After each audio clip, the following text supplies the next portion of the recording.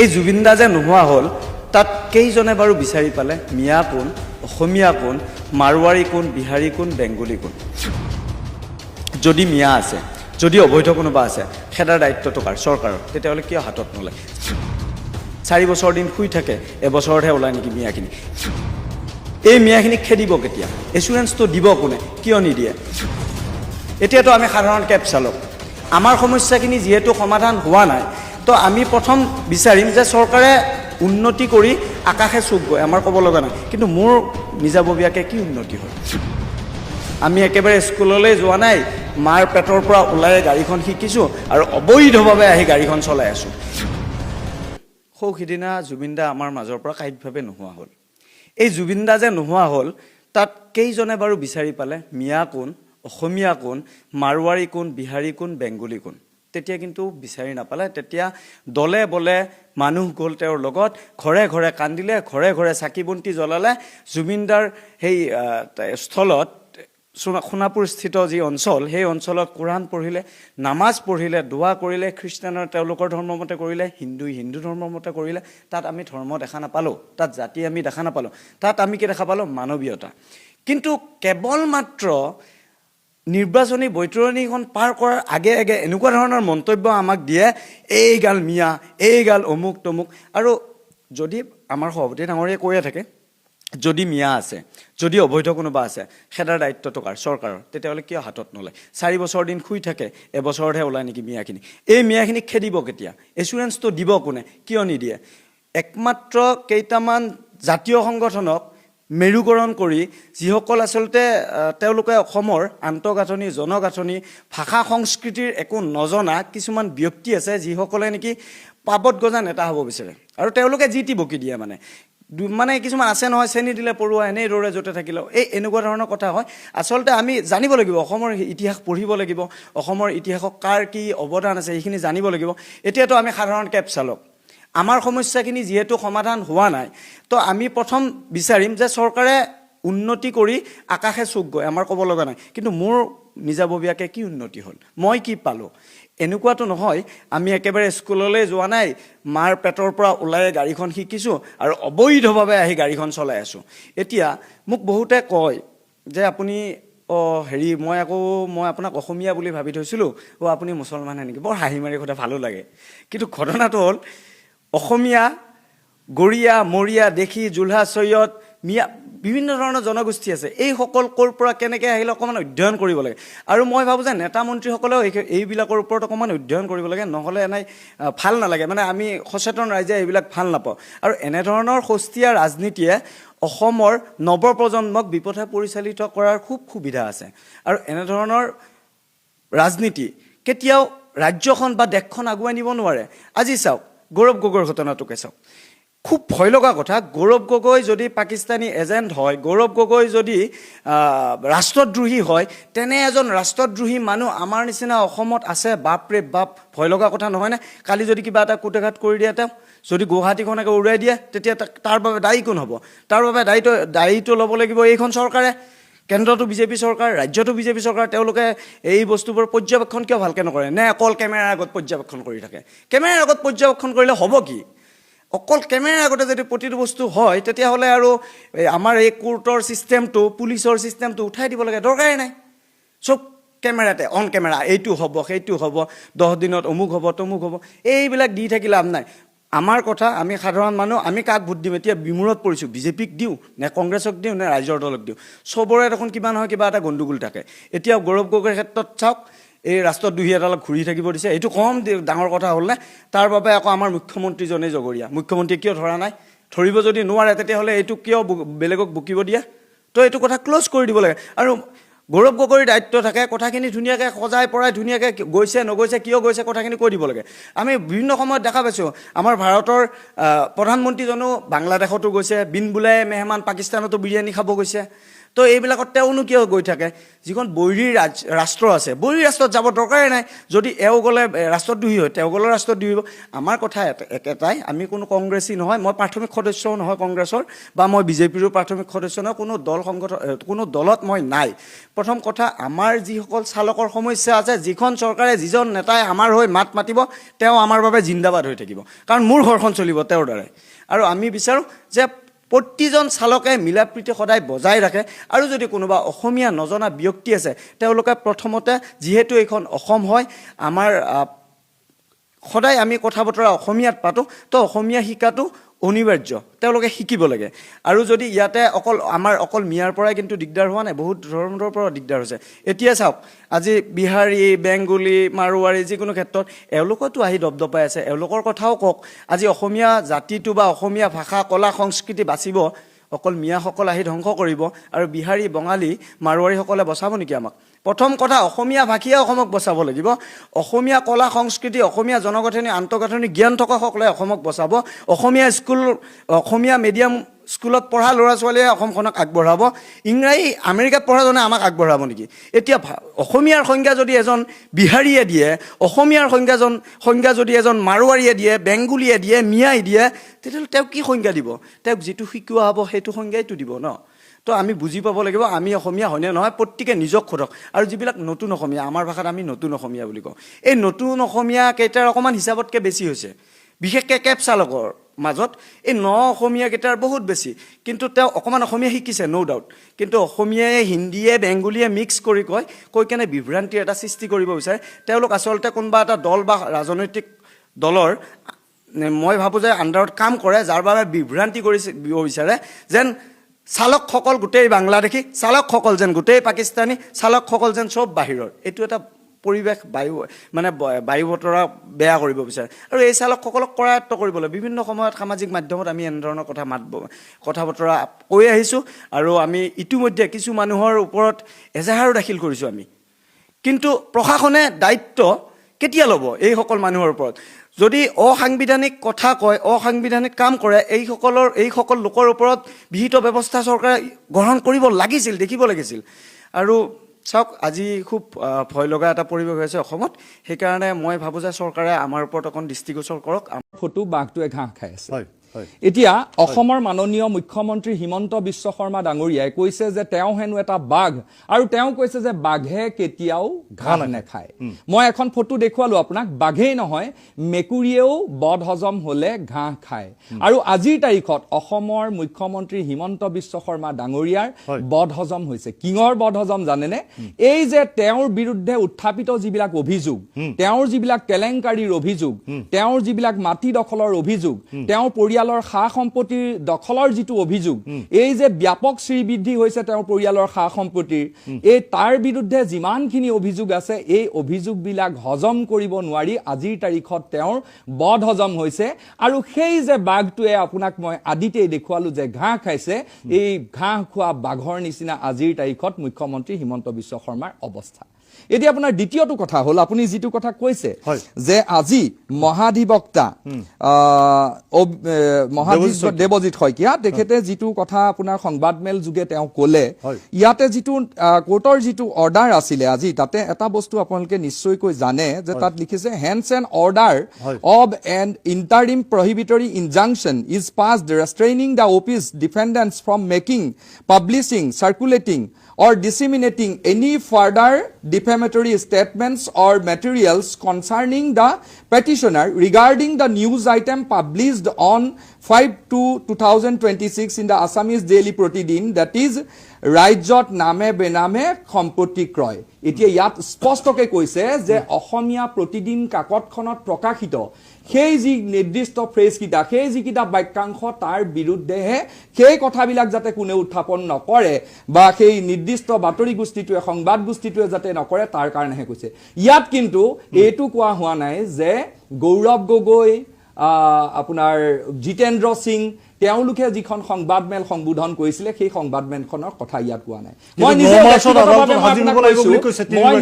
মই নিজেও ব্যক্তিগতভাৱে আপোনাক কৈছো যে এই বিষয়টোৰ ওপৰত মুখ্যমন্ত্ৰীগৰাকীৰ সা সম্পত্তিৰ তালিকা আমি দেখুৱাইছো মই নিজেও দেখুৱাইছো অসমৰ ৰাইজক গতিকে মোৰ বিৰুদ্ধেও একেটা অভিযোগে থাকিলেহেঁতেন আজি চাওক আজি মানে এনেকুৱা কথা নেকি যে আমি বান্দিয়া ইণ্টাৰনেশ্যনেল স্কুলখনৰ সন্মুখত যেতিয়া থিয় দিম তেতিয়া আমি মানে নকম এইখন মুখ্যমন্ত্ৰী হিমন্ত বিশ্ব শৰ্মাৰ ব্যক্তিগত খণ্ডৰ বিদ্যালয় নহয় তেওঁৰ অধীনৰ বিদ্যালয় নহয় তেওঁৰ সম্পত্তি নহয় তেওঁৰ পত্নীৰ সম্পত্তি নহয় আমি কি কম নেকি যে প্ৰয়াত মুখ্যমন্ত্ৰী তৰুণ গগৈ ডাঙৰীয়া সম্পত্তি বুলি কম নেকি কাঞ্চনজুৰি চাহ বাগিচা ৰাধাকৃষ্ণ চাহ বাগিচাৰ সন্মুখত যেতিয়া আমি থিয় হ'ম তেতিয়া আমি কম নেকি যে প্ৰয়াত মুখ্যমন্ত্ৰী তৰুণ গগৈৰ পত্নীৰ এয়া সম্পত্তি বুলি আমি যেতিয়া মেকডোনাল্ডৰ সন্মুখত থিয় হ'ম তেতিয়া আমি কম নেকি যে এয়া প্ৰয়াত মুখ্যমন্ত্ৰী তৰুণ গগৈ দেৱৰ পত্নী ডলি গগৈৰ নামত থকা সম্পত্তি বুলি অসমত তেওঁলোকৰ যিমান বিঘাক মাটি আছে কাঞ্চনজুৰি চাহ বাগিচা ৰাধাকৃষ্ণ চাহ বাগিচাৰ পৰা আদি কৰি তেওঁলোকে যিমান ক্ৰয় কৰিছে আমি কেইদিনমানৰ আগত আপোনালোকক কলিয়াবৰত দেখুৱাইছিলোঁ সংবাদ মাধ্যমত সবিস্তাৰে প্ৰকাশিত হৈছিল কেনেকৈ তেওঁলোকে ৰাস্তা এটা বেকা কৰি নি পেলাই 5 কিলোমিটাৰ অধিক দূৰত্ব ৰাইজে অতিক্ৰম কৰিবলগীয়া কৰিছে তাৰ উদ্দেশ্যটো কি যাতে মুখ্যমন্ত্ৰীৰ পত্নীয়ে ক্ৰয় কৰা 112 বিঘা মাটিৰ দাম বৃদ্ধি হয় মূল্য বৃদ্ধি হয় যাতে ব্যৱসায়িক স্বাৰ্থত তেওঁলোকে সেয়া ব্যৱহাৰ কৰিব পাৰে এয়া অসমৰ ৰাইজে দেখিছে এতিয়া আমি সন্মুখত থিয় হৈ পেলাই তেওঁ নিউজ চেনেলটোৰ সন্মুখত থিয় হৈ মানে আমি ক'ব লাগিব নেকি যে এইটো অন্য কাৰোবাৰ নিউজ চেনেল বুলি ক'ম কথাটো তেনেকুৱা নহয় স্পষ্ট কথা এই অভিযোগবিলাকৰ বিপক্ষে দেৱজিৎ শইকীয়া অসমৰ ৰাইজক বিভ্ৰান্ত কৰিবলৈ খুজিছে মই অসমৰ ৰাইজক কৈছো আৰু এই প্লেটফৰ্মৰ পৰা কৈছো যে মুখ্যমন্ত্ৰীৰ পৰিয়ালে 12,000 নহয় 12,000তকৈ বেছি ভূমি তেওঁলোকে দখল কৰিছে ক্ৰয় কৰিছে তেওঁ অসমৰ ইতিহাসৰ আটাইতকৈ কলংকিত আটাইতকৈ কেলেংকাৰীত অভিযুক্ত মুখ্যমন্ত্ৰী আৰু তেওঁ সম্পত্তিৰ যি শ্ৰীবৃদ্ধি হৈছে সেই সম্পত্তিৰ শ্ৰীবৃদ্ধি অসমত অভূতপূৰ্ব আৰু এটা কথা মই আপোনাক কওঁ যে তেওঁক আমি আৰু এটা কথা এই আপোনাৰ আজি এই সদনৰ পৰা মই এটা প্ৰশ্ন সুধিব বিচাৰো মুখ্যমন্ত্ৰী ডাঙৰীয়াক যে আপোনাৰ হাতত এনেকুৱা কি আলাউদ্দিনৰ চাকি আছে সেই আলাউদ্দিনৰ চাকিটো অসমৰ প্ৰতিজন যুৱকৰ হাতত আপুনি তুলি দিয়ক যাতে আমিও যাতে সেই আলাউদ্দিনৰ চাকিৰ পৰা যি দৈত্য ওলাই আহিব তাৰ পৰা যি জিন ওলাই আহিব তাক ব্যৱহাৰ কৰি যাতে অসমৰ প্ৰত্যেকজন যুৱক যাতে আপোনাৰ পুত্ৰৰ দৰে আপোনাৰ পৰিয়ালৰ দৰে যাতে সম্পত্তিৰ অধিকাৰ ইয়াৰ উত্তৰ অসমৰ ৰাইজে 2026 চনৰ যি সমাগত নিৰ্বাচন তাত অসমৰ ৰাইজে এই যে ইয়াৰ উত্তৰ দিব এইটো 100% নিশ্চিত এই অভিযোগ আপোনালোকৰ প্ৰতিগৰাকী নেতাৰ মুখে মুখে আৰু আজি আপোনালোক জুবিন গাৰ্গৰ 10 ছেপ্টেম্বৰত তেওঁ SIT ৰিপৰ্ট ফাদিল কৰিব সেইদিনা পিছত তেওঁ ছেপ্টেম্বৰত নকৰিলে অক্টোবৰত নকৰিলে নৱেম্বৰত নকৰিলে ডিচেম্বৰত নকৰিলে জানুৱাৰীত নকৰিলে এতিয়া কৈছে যে জুবিন গাৰ্গৰ হত্যাৰ কাৰণেহে তেওঁ কৰা নাই মোৰ স্পষ্ট প্ৰশ্নতে 10 ছেপ্টেম্বৰত কেনেকৈ জানিলে যে 19 ছেপ্টেম্বৰত জুবিন গাৰ্গৰ মৃত্যু হ'ব 10 ছেপ্টেম্বৰত তেওঁ কেনেকৈ জানিলে যে 19 ছেপ্টেম্বৰত জুবিন গাৰ্গক হত্যা কৰা হ'ব এই হত্যাকাণ্ডটো এটা SIT হ'ব লাগে যে হিমন্ত বিশ্ব শৰ্মাই 10 ছেপ্টেম্বৰত কেনেকৈ ক'লে যে 19 ছেপ্টেম্বৰত হত্যা হ'ব সেইটো সকলোতকৈ গুৰুত্বপূৰ্ণ কথা যে 10 ছেপ্টেম্বৰ আগত আহে নে 19 ছেপ্টেম্বৰ আগত আহে 10 ছেপ্টেম্বৰত 19 ছেপ্টেম্বৰৰ কথা কোৱাটো বহুত পাৰ্টিনেন কথা তেওঁ এই ষড়যন্ত্ৰত লিপ্ত হয় নে নহয় তেওঁৰ বিৰুদ্ধেও এটা SIT হ'ব লাগে জুবিন গাৰ্গৰ আমাৰ যিসকলে ন্যায় বিচাৰিছে সেইসকলে জুবিন গাৰ্গৰ 10 ছেপ্টেম্বৰত তেওঁ SIT ৰিপৰ্ট ফাদিল কৰিব সেইদিনা পিছত তেওঁ ছেপ্টেম্বৰত নকৰিলে অক্টোবৰত নকৰিলে নৱেম্বৰত নকৰিলে ডিচেম্বৰত নকৰিলে জানুৱাৰীত নকৰিলে এতিয়া কৈছে যে জুবিন গাৰ্গৰ হত্যাৰ কাৰণেহে তেওঁ কৰা নাই মোৰ স্পষ্ট প্ৰশ্নতে 10 ছেপ্টেম্বৰত কেনেকৈ জানিলে যে 19 ছেপ্টেম্বৰত জুবিন গাৰ্গৰ মৃত্যু হ'ব 10 ছেপ্টেম্বৰত তেওঁ কেনেকৈ জানিলে যে 19 ছেপ্টেম্বৰত জুবিন গাৰ্গক হত্যা কৰা হ'ব এই হত্যাকাণ্ডটো এটা SIT হ'ব লাগে যে হিমন্ত বিশ্ব শৰ্মাই 10 ছেপ্টেম্বৰত কেনেকৈ ক'লে যে 19 ছেপ্টেম্বৰত হত্যা হ'ব সেইটো সকলোতকৈ গুৰুত্বপূৰ্ণ কথা যে 10 ছেপ্টেম্বৰ আগত আহে নে 19 ছেপ্টেম্বৰ আগত আহে 10 ছেপ্টেম্বৰত 19 ছেপ্টেম্বৰৰ কথা কোৱাটো বহুত পাৰ্টিনেন কথা তেওঁ এই ষড়যন্ত্ৰত লিপ্ত হয় নে নহয় তেওঁৰ বিৰুদ্ধেও এটা SIT হ'ব লাগে জুবিন গাৰ্গৰ আমাৰ যিসকলে ন্যায় বিচাৰিছে সেইসকলে জুবিন গাৰ্গৰ 10 ছেপ্টেম্বৰত তেওঁ SIT ৰিপৰ্ট ফাদিল কৰিব সেইদিনা পিছত তেওঁ ছেপ্টেম্বৰত নকৰিলে অক্টোবৰত নকৰিলে নৱেম্বৰত নকৰিলে ডিচেম্বৰত নকৰিলে জানুৱাৰীত নকৰিলে এতিয়া কৈছে যে জুবিন গাৰ্গৰ হত্যাৰ কাৰণেহে তেওঁ কৰা নাই। মোৰ স্পষ্ট প্ৰশ্নতে 10 ছেপ্টেম্বৰত কেনেকৈ জানিলে যে 19 ছেপ্টেম্বৰত জুবিন গাৰ্গৰ মৃত্যু হ'ব? 10 ছেপ্টেম্বৰত তেওঁ কেনেকৈ জানিলে যে 19 ছেপ্টেম্বৰত জুবিন গাৰ্গক হত্যা কৰা হ'ব? এই হত্যাকাণ্ডটো এটা SIT হ'ব লাগে যে হিমন্ত বিশ্ব শৰ্মাই 10 ছেপ্টেম্বৰত কেনেকৈ ক'লে যে 19 ছেপ্টেম্বৰত হত্যা হ'ব? সেইটো সকলোতকৈ গুৰুত্বপূৰ্ণ কথা যে 10 ছেপ্টেম্বৰ আগত আহে নে 19 ছেপ্টেম্বৰ আগত আহে? 10 ছেপ্টেম্বৰত 19 ছেপ্টেম্বৰৰ কথা কোৱাটো বহুত পাৰ্টিনেণ্ট কথা। তেওঁ এই ষড়যন্ত্ৰত লিপ্ত হয় নে নহয় তাৰ বিৰুদ্ধেও এটা SIT হ'ব লাগে। জুবিন গাৰ্গৰ আমাৰ যিসকলে ন্যায় বিচাৰিছে সেইসকলে জুবিন গাৰ্গৰ 10 ছেপ্টেম্বৰত তেওঁ SIT ৰিপৰ্ট ফাদিল কৰিব। সেইদিনা পিছত তেওঁ ছেপ্টেম্বৰত নকৰিলে, অক্টোবৰত নকৰিলে, নৱেম্বৰত নকৰিলে, ডিচেম্বৰত নকৰিলে, জানুৱাৰীত নকৰিলে। এতিয়া কৈছে যে জুবিন গাৰ্গৰ হত্যাৰ কাৰণেহে তেওঁ কৰা নাই।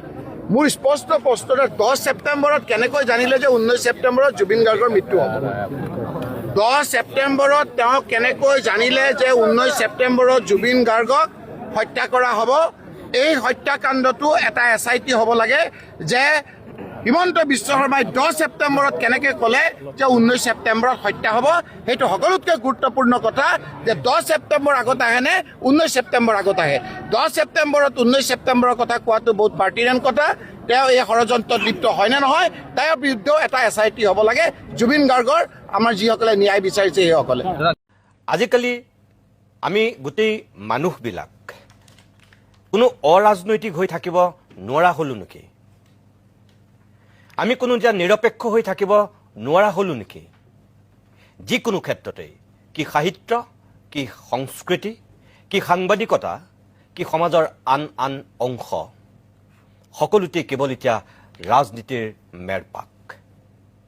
কিবা সঁচা কথা এটা ক'লেও, কিবা মিছা এটাক মিছা বুলি ক'লেও, ভাল এটাক ভাল বুলি ক'লেও, বেয়া এটাক বেয়া বুলি ক'লেও, ভুল এটাক ভুল বুলি ক'লেও, শুদ্ধ এটাক শুদ্ধ বুলি ক'লেও মানুহে এতিয়া তাত জেলেপীৰ পাক দিয়ে। আপুনি যদি নিৰপেক্ষভাৱে কিবা সঁচা কথা এটা কৈছে তাতো মানুহে এতিয়া ৰহস্যৰ গোন্ধ পায়।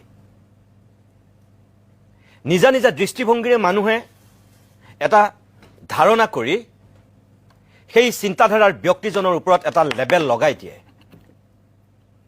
আচলতে সেয়া উচিত নে?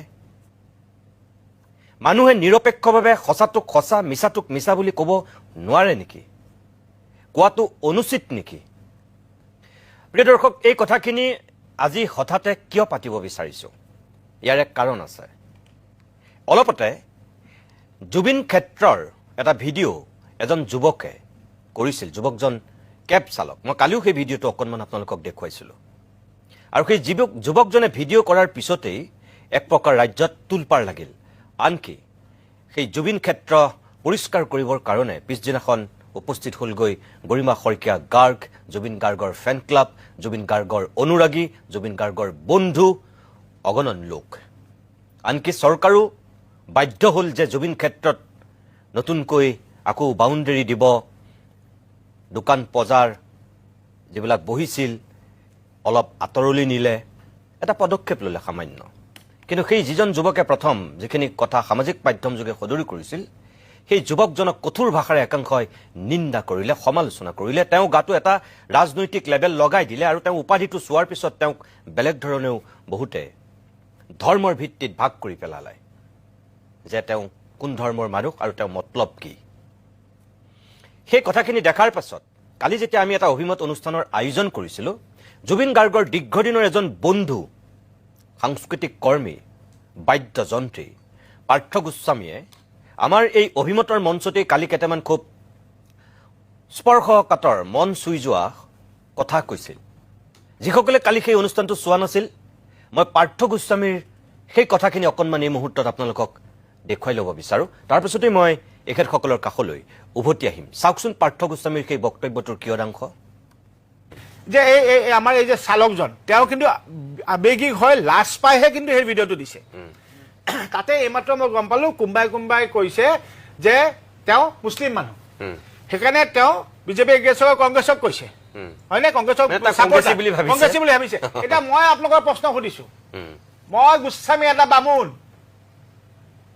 মই এজন গোস্বামী ল'ৰাটো মই এতিয়া যে এইখিনি বেয়া পাইছো এতিয়া মোক কি পাৰ্টি বুলি ক'ব আপুনিতো জুবিনৰ বন্ধু আপুনি মোক কি পাৰ্টি ক'ব এতিয়া তাৰমানে জুবিনৰ কথা কোনোবাই সঁচা কথা ক'লে সি পাৰ্টিত সোমাই গ'ল নেকি কাৰণ বিশেষকৈ এতিয়া ইলেকশ্যন খানা গ'ল আছে কাৰণে এটা মোক কি পাৰ্টি বুলি ক'ব মই জুবিন ক্ষেত্ৰখন লেটাৰ বুলি কৈছো ইয়েছ কৈ আহিছো মই দেখি আহিছো হাতেদি চাফা কৰি আহিছো আপোনালোকে লৈ যাওক নিজৰ মা আৰু ভণ্টিক লৈ যাওক দেখাওক মোক ৱাছৰুমত তাতে ৱাছৰুম এটা ইউজ কৰি ঘৰত বহি পেলাই মানুহক ট্ৰল নকৰিব তাত গৈছে নাই আপোনালোকে যিখিনিয়ে যে সেই মানুহজনে কোৱাৰ কাৰণে যে আমি লাজ পাইছো অসমীয়া লাজ পাইছো আপোনালোকে গৈছেনে জুবিন ক্ষেত্ৰত ভৰি দি পাইছে আমি গৈছো যোৱাকালি বয়সস্থ মাইকী মানুহ আমাক সাপতি হুক হুকাই কান্দি আছে এতিয়া জুবিনৰ কাৰণে আবেগিক হয় সেই মানুহজনী তাত যাবলৈ ৱাছৰুমটো নাই কিন্তু আপুনি ঘৰত ড্ৰয়িং ৰুমত বহি পেলাই লিখিলে নহ'ব ন যে জুবিনৰ কলৰ কাৰণে সি এইটো মুছলিম কাৰণে সি কংগ্ৰেছ এইটো হিন্দু কাৰণে বিজেপি মই এইটো হিন্দু মোক কি পাৰ্টি এতিয়া মোকো তাৰমানে পাৰ্টিত টানিব এতিয়া মোক কোনটো পাৰ্টিত টানিব মোক এতিয়া কোনটো পাৰ্টিত টানিব মইতো গোস্বামী মানুহ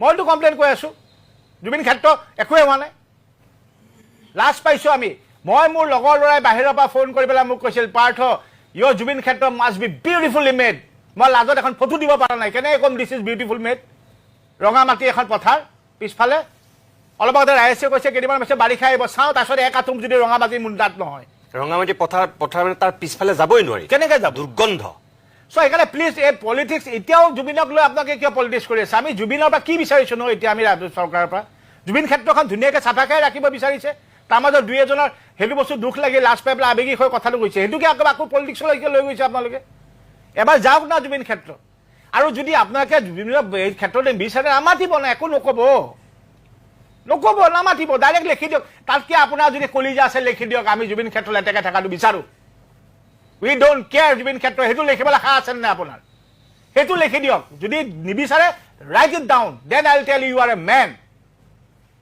এনে ঢোল বজাই জোতা জোতা চালে বেলেগ কোবাই নপৰিব বদনাম নকৰিব মানুহে তাক কোনোবাই আবেগি যদি কোনোবাই কৈছে তাক বেলেগ ৰাস্তাত পলিটিক্সত লৈ নাযাব and if you don't have the guts to talk don't টক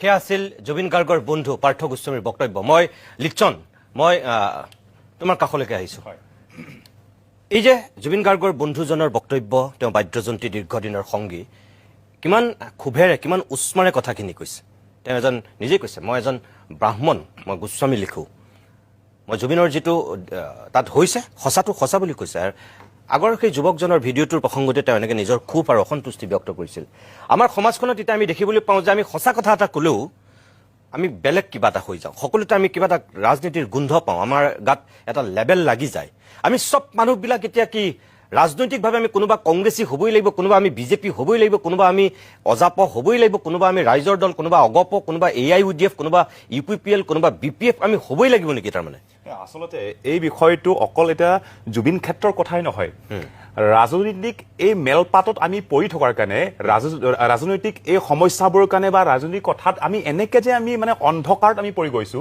এনেকে যে আমি তাতে আবদ্ধ হৈ গৈছো যে আমি কিবা এটা জাতিৰ স্বাৰ্থত কিবা এটা সমস্যা কিবা এটা সঠিক কিবা সত্যতা থকা কথা ক'ব গ'লেও তাত ক'ৰবাত ৰাজনীতিৰ এটা গোন্ধ থকা বা ৰাজনীতিৰ এটা সেই টেক লাইনটো তাত মানে দি দিয়াটো সেইটো চেষ্টা কৰে এতিয়া জুবিন গাৰ্গ ক্ষেত্ৰ বা জুবিন ক্ষেত্ৰৰ কথাটো লৈ পেলাই তাত সকলোৱে দেখি আছে জুবিন ক্ষেত্ৰৰ বৰ্তমান কেনেকে হৈ আছে ইমানখিনি আমি ভালকে য'ত নেকি আমি অসমীয়াৰ হিয়াৰ আমুঠু বুলি আমি সকলোৱে আমি তেখেতক অকল স্বীকৃতি দিয়া বুলি নহয় নিজৰ আপোন বুলি সেই অনুভৱ বুলি ক'লে আমি জুবিন গাৰ্গটো অন্যতম এইখিনি ক্ষেত্ৰত আমি এতিয়া চাওঁ যে এতিয়া জুবিন ক্ষেত্ৰটো এটা তাত ক'ব গ'লে তাত গোটেই পৰিৱেশটো চাওক তাত এনে গোটেইখিনি ধূলিত পৰি থকা বা তাৰমানে ক'ৰবাত দূৰৰ পৰা যদি সেইদিনা যিটো আমি ভিডিঅ' দেখিছোঁ যে দিল্লীৰ পৰা কোনোবা আহিছে কোনোবা কলকাতাৰ পৰা আহিছে তাত ইয়াত আহিলে জুবিন ক্ষেত্ৰ চোৱাৰ কাৰণে তাত দেখিলে তাত গোটেইখিনি ধূলিত গোটেইখিনি পৰি থকা তেনেকুৱা পোৱা তেনে ক্ষেত্ৰত এতিয়া এইবোৰ ক্ষেত্ৰত জুবিন ক্ষেত্ৰ তাত চাফ চিকুণ কৰিব লাগে তাত ভালকে চোৱা চিতা কৰিব লাগে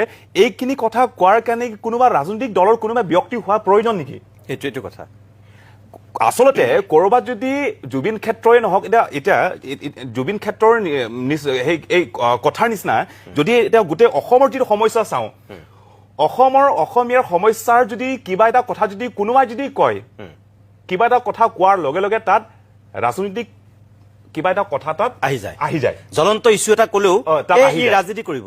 ৰাজনীতি কৰিব সেইটো সমস্যাটো তাতে হৈ আছে। সেইকাৰণে আমি যিটো আপুনি এইমাত্ৰ যিটো কথা মানে কৈছিলে যে সেই জেলেপীৰ নিচিনা যিটো সেই গোলকে ঘূৰি থকা হঠাতে পোৱা সেই বস্তুটো, এই মেলপাতটো বস্তু ইয়াৰ কাৰণে জুবিন ক্ষেত্ৰতো সেইটো হৈছে আৰু গোটেই অসমৰ পৰিস্থিতি বৰ্তমান কেনেকে যে আমি অসমখন যে শেষ হোৱা পৰ্যায়ে আহি পৰিছেহি, এই মেলপাতৰ কাৰণে এই পলিটিকেলি বা আমাৰ সেই অন্ধকাৰ কাৰণে আচলতে এইখিনি পৰ্যায় মই তোমাক এইকাৰণে মাতি আনিছো যে 4টা ক্ষেত্ৰৰ 4জন ব্যক্তি, এজন চিকিৎসক, এজন সামাজিক পৰ্যবেক্ষক, এগৰাকী সাহিত্যিক আৰু তুমি এগৰাকী যুৱ নেতা। তুমি কাৰ্বি আংলঙৰ শেহতীয়া গোটেই পৰিৱেশটো তোমাৰ নেতৃত্বত হৈছিল, গোটেই অসমে জানে। মই তেতিয়াও তোমাক বহুৱাইছিলো।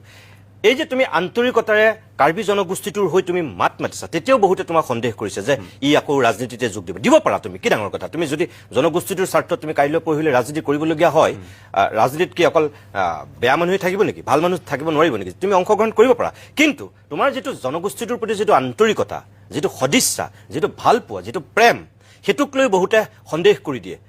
তুমিতো সেইটো নিজে তেনেকুৱা ভুক্তভোগী হৈছা নে নাই? এই কথা মই কৈ আহি আছো বা কৈ যাম বা মাত মাতি যাম। গণতন্ত্ৰৰ চতুৰ্থ স্তম্ভৰ কণ্ঠৰোধৰ অপচেষ্টা মুখ্যমন্ত্ৰী হিমন্ত বিশ্ব শৰ্মাৰ। অসমীয়া প্ৰতিদিন কাকতৰ বিৰুদ্ধে মুখ্যমন্ত্ৰীৰ হৈ আইনী যুঁজত নামিছে ৰাজ্যৰ মহা অধিবক্তা দেৱজিৎ শইকীয়া।